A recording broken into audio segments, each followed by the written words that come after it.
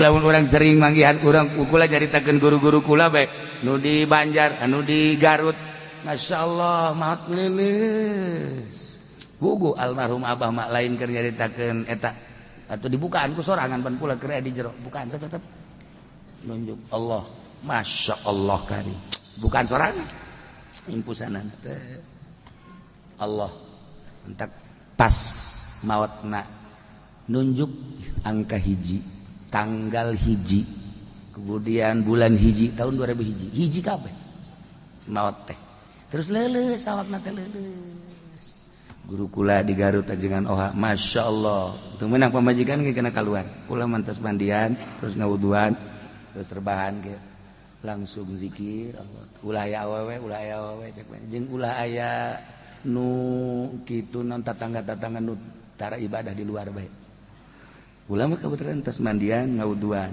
naik ka luhur eta jelas jasa beusi aya nu salam beusi nu salam mana eta ulah dijawab mama bae nu ngajawab berarti sering aya nu salam panai haji padi lain salam beusi aya anu ngabeuh kendang antep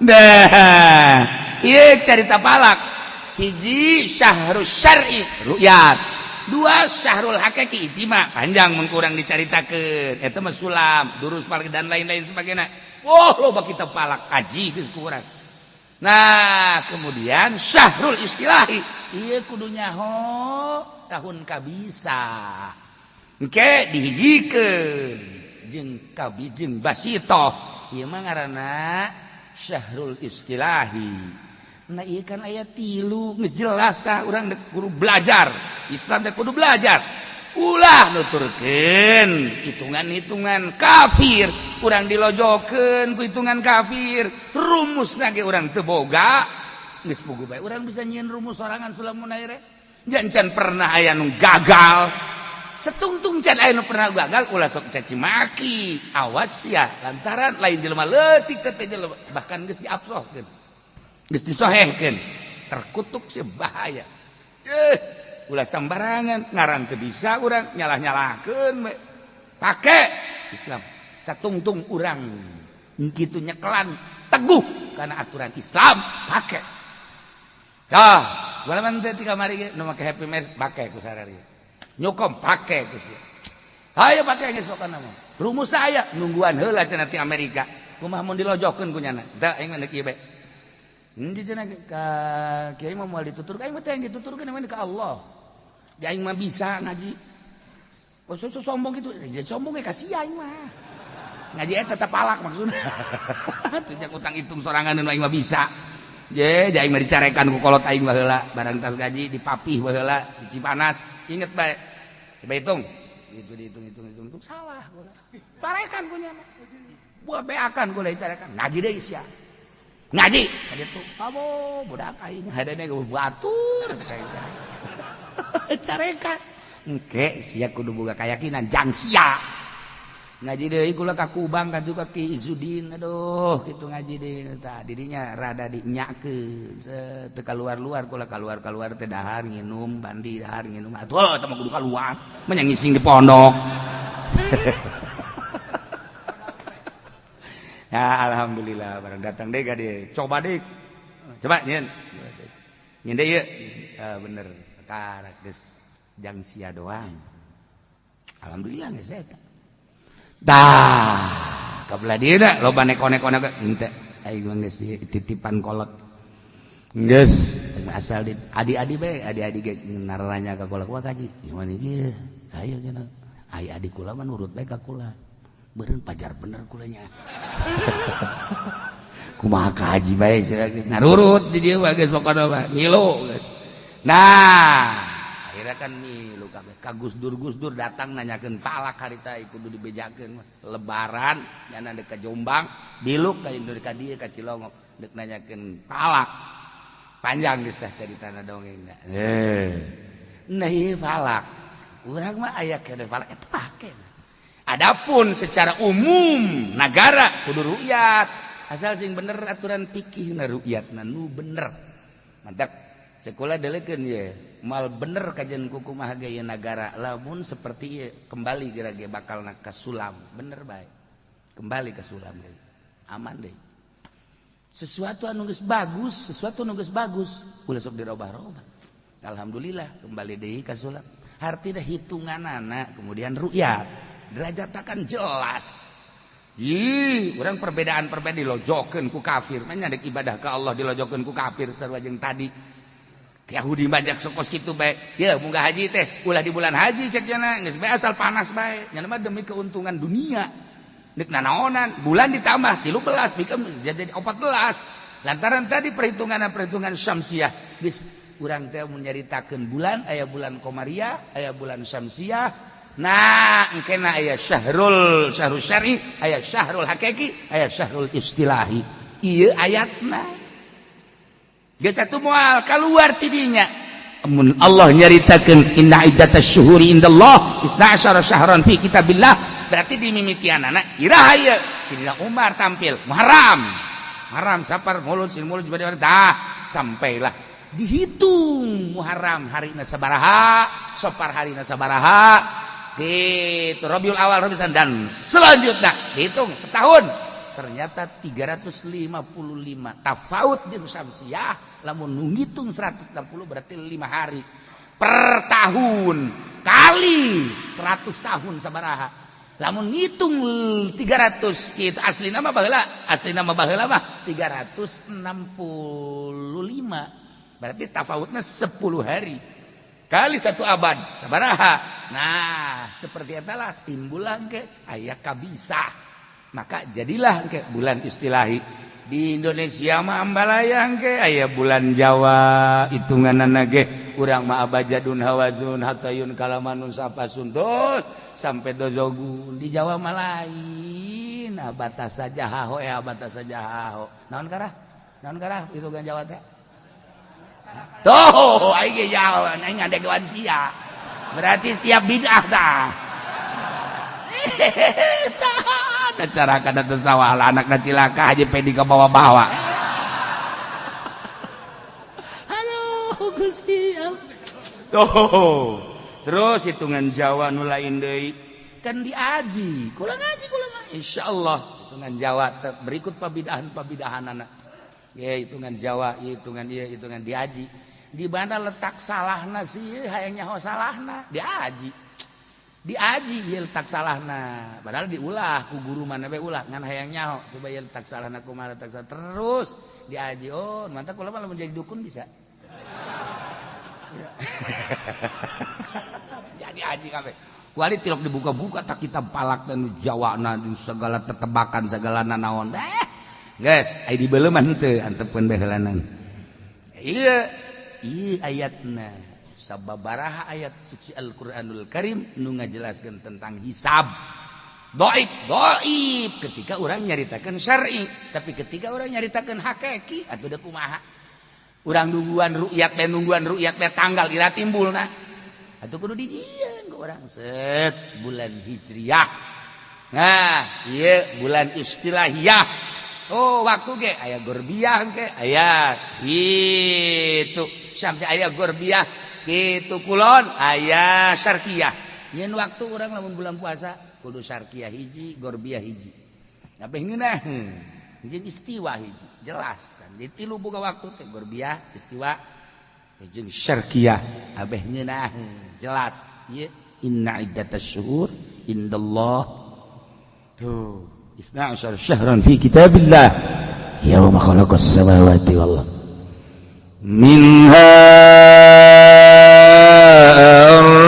arba'atun hurum tina bulan 12 teh aya bulan anu istimewa bulan nu istimewana teh opat arba'atun hurum yana disucikeun hiji Zulqaidah hapit 2 Zulhijjah bulan haji 3 Muharram bulan Muharram 4 Rajab ieu nu 4 ieu lain sambaran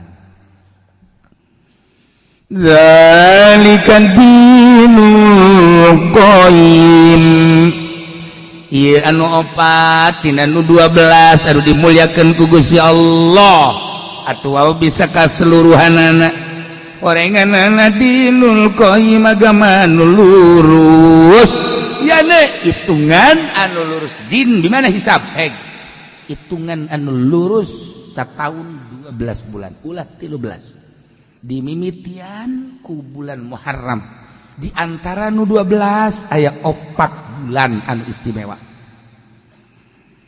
Kunaon emang eta nu mantak diistimewakeun teh balukarna. Fala tazlimu fihin anfusakum. Ulah rek nganiaya arajan kabeh dina bulan tersebut nu 4 kana diri maraneh kabeh yane ulah ngalaksanakeun maksiat lantaran dina 4 bulan eta mangalaksanakeun maksiat azamu wizron pohara dosana kitu keneh mun urang ngalaksanakeun ibadah dina 4 eta pohara berarti di syariat aya klasifikasi sebab lawan poe kepalana Jumat al-Jumat sayyidul ayyam syariat bulan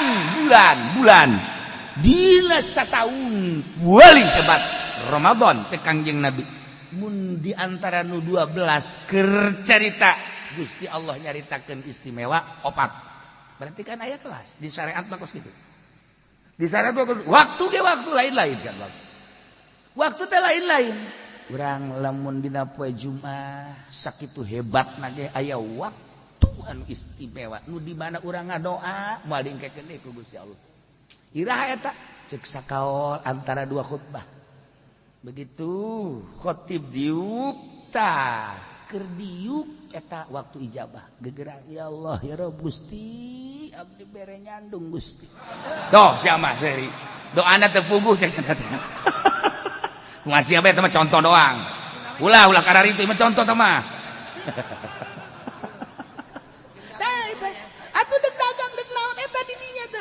cek sakaol mah antara azan jeung qomat cek sakaol mah antara qomat jeung takbir etalah kesulitan maksudna lain kesulitan supaya orang nyongsrong sakumaha Lailatul Qadar teh dijelaskeun abe urang unggal penting teh ngintip Lailatul Qadar berarti kan aya keistimewaan tah dina naon gitu ngan Ramadan aya Lailatul Qadar Allah dina syariat ngautamakeun waktu ngautamakeun hari ngautamakeun bulan ngautamakeun tahun syariat pokos kitu bae ketika urang naik kana thariqah eueuh nu kos kitu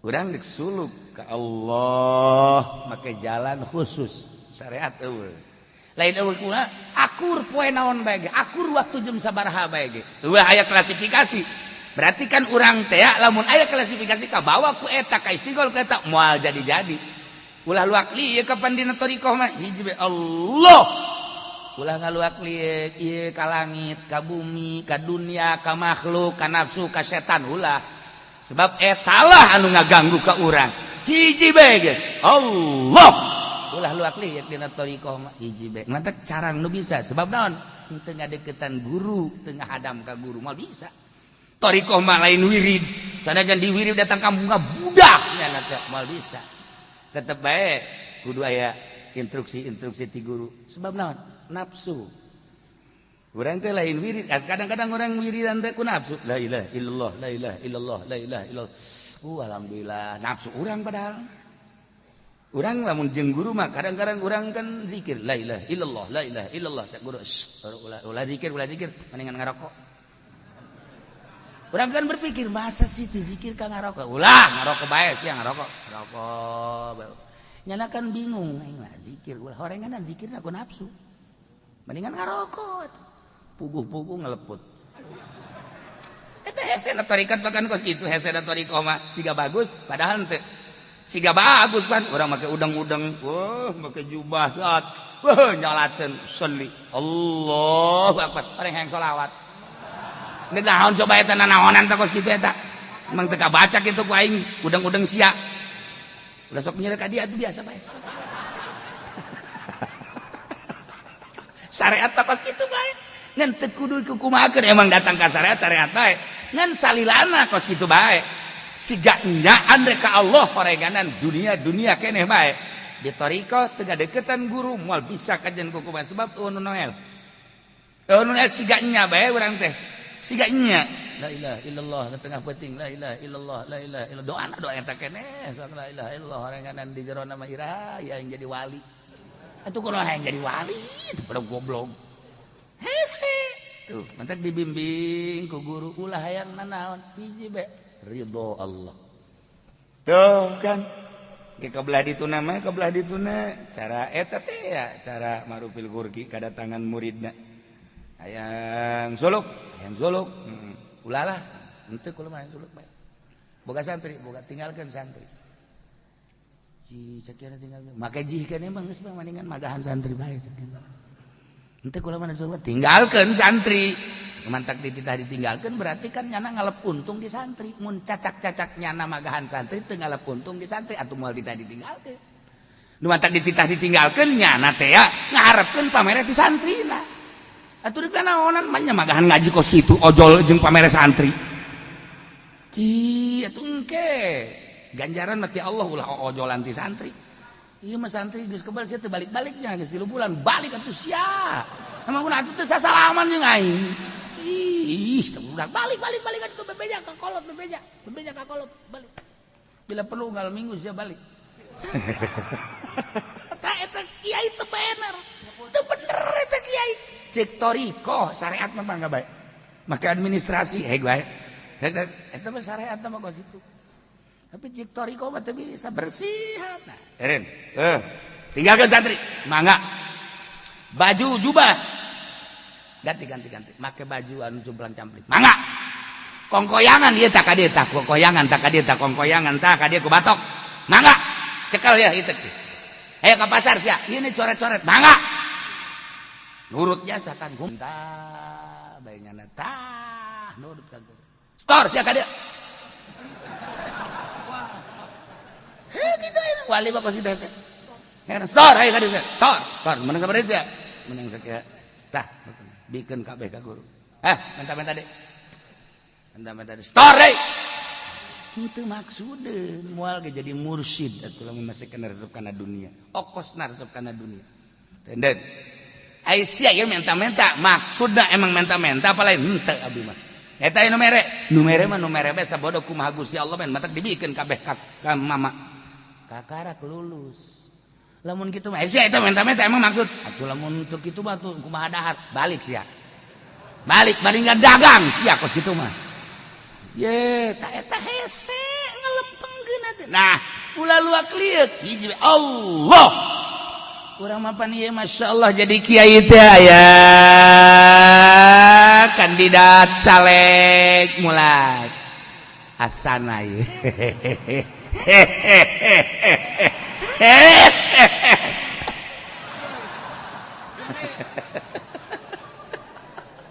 asal aya nu sugih asana ieu aduh hasan tuh jelema di syariat mah kos kitu bae mere ngalemna teu kira-kira teu mere ngomongkeun teu kira-kira sugih ku sugih da si jelema ini lain luar biasa malah beresna nu mantak silaturahmi ka ahli syariat cangkeul hate jeung panas coba ke ahli thariqah komo kali hakikat tis paling nasihatnya rekanan urusan batin tis bamnaon dibere teu dibere nya nama biasa bah bahkan di palingan aya nu sok malingan age masalah atuh sering leungit kue atuh di kanaon kue buah segala leungit masyaallah geus nyaho ieu pamalingan age eta ieu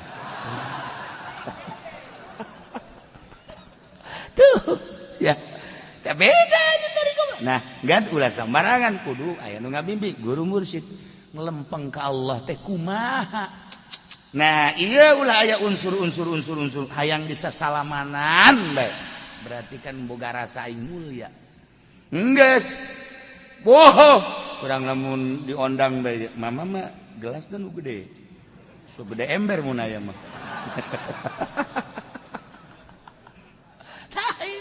aya hayang dihormat ulah aya mentak beda ahli thariqah mah jeung nu leutik jeung nu gede jeung nini jeung budak biasa bae nyatu pandangan-pandangan nanaon jeung pejabat jeung rakyat biasa bae beda lamun ahli syariat mah aya bupati we nempel ge kikian mah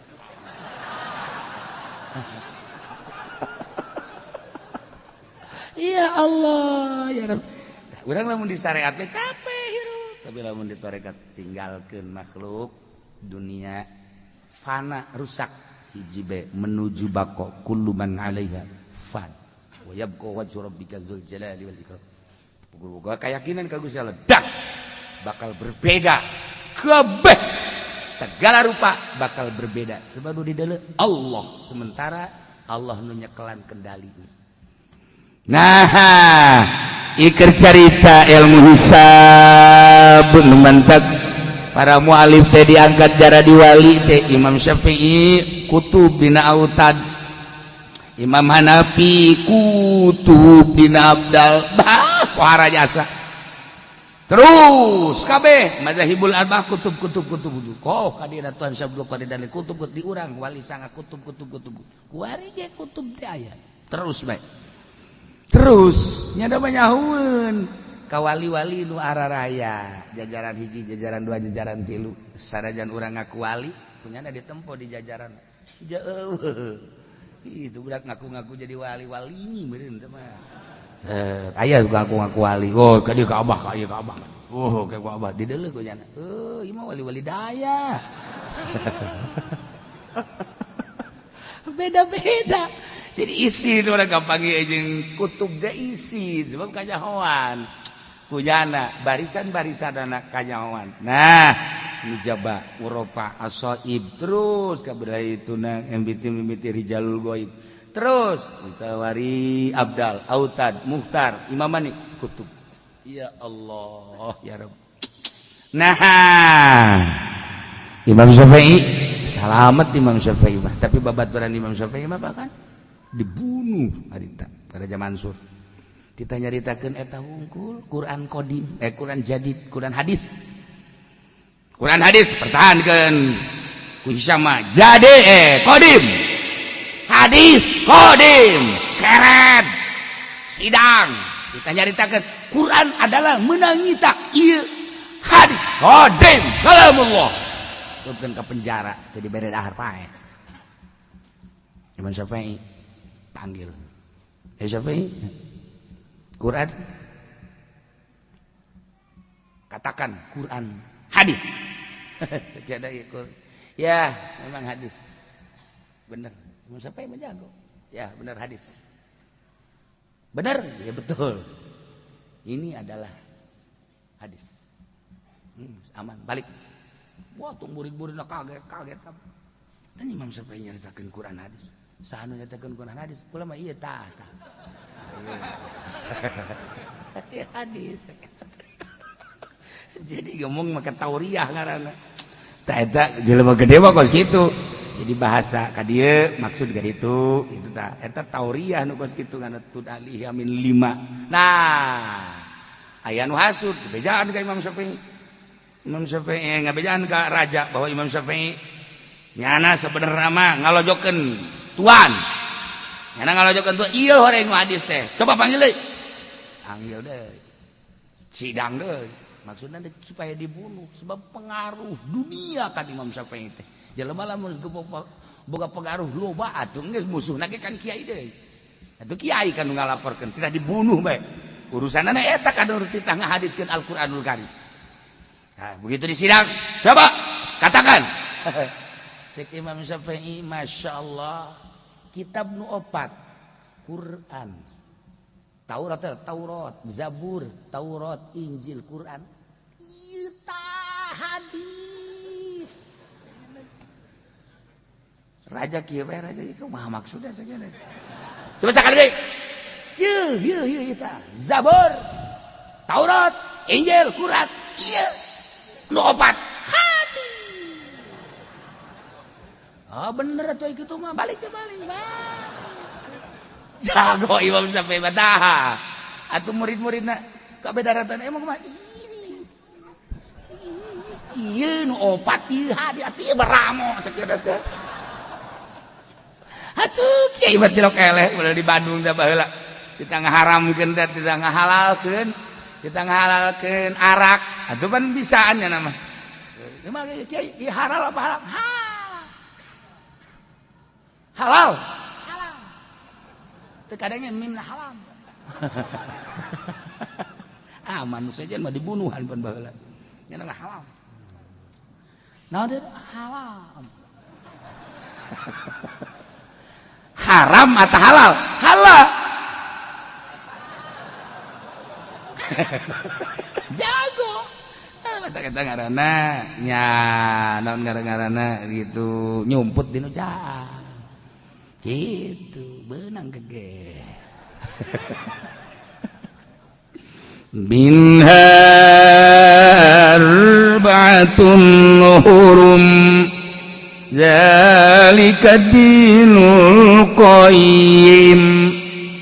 Maka ulah sambarangan anjeun ngalaksanakeun maksiat dina bulan nu opat khususna umumna di bulan-bulan anu lain. Ulah sok nganiaya ka diri maneh ku perzaliman termasuk peperangan di bulan nu opat mah ulah sakumaha ente seneng negakeun agama di bulan nu opat mah larangan ulah perang. Hiji hapit, 2 haji, 3 Muharram, 4 Rajab pakelah dumadeus ka Gusti Allah Subhanahu wa taala. Tapi ketika orang-orang musik aturannya nyerang ka urang, merangan ka urang, apakah urang kehalangan ku bulan? Teu bisa.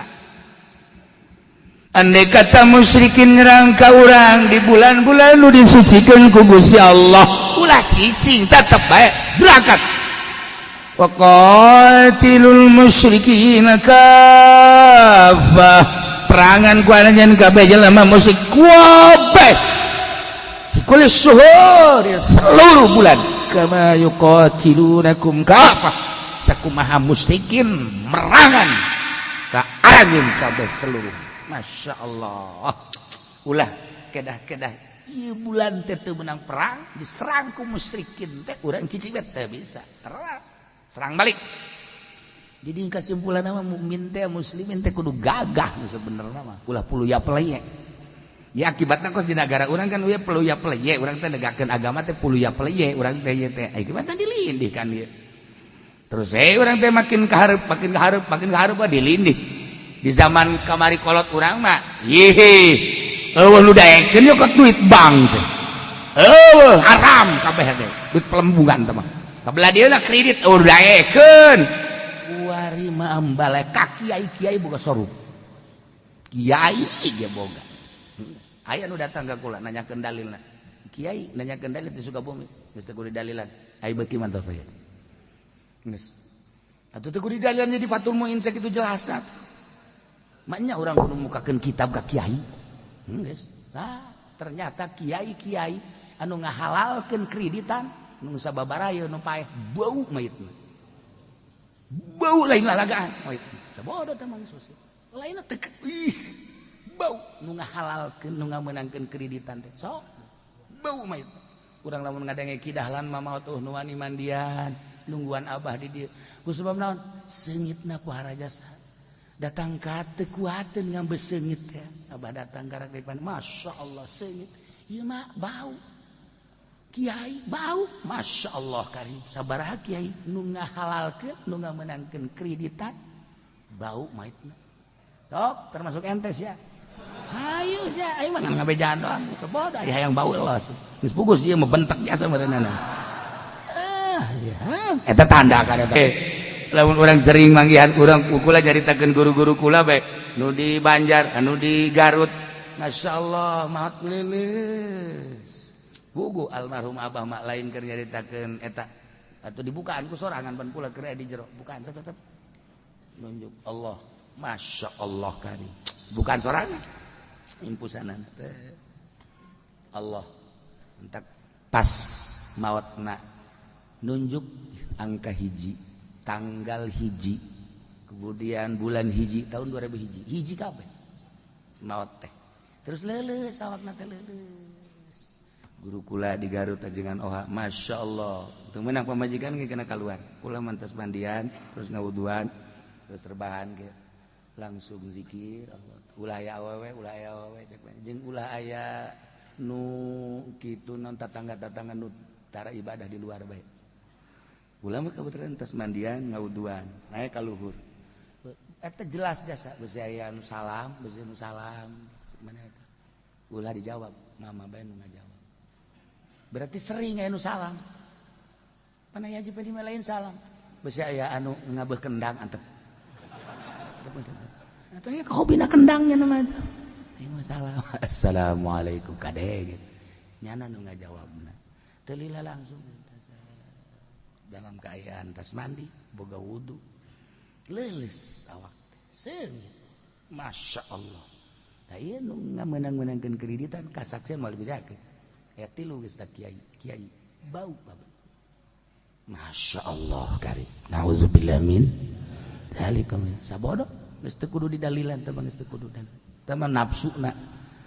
Ngadalilan teh ku nafsuna terus satungtung ngadalilan ku nafsuna malah eureun-eureunna.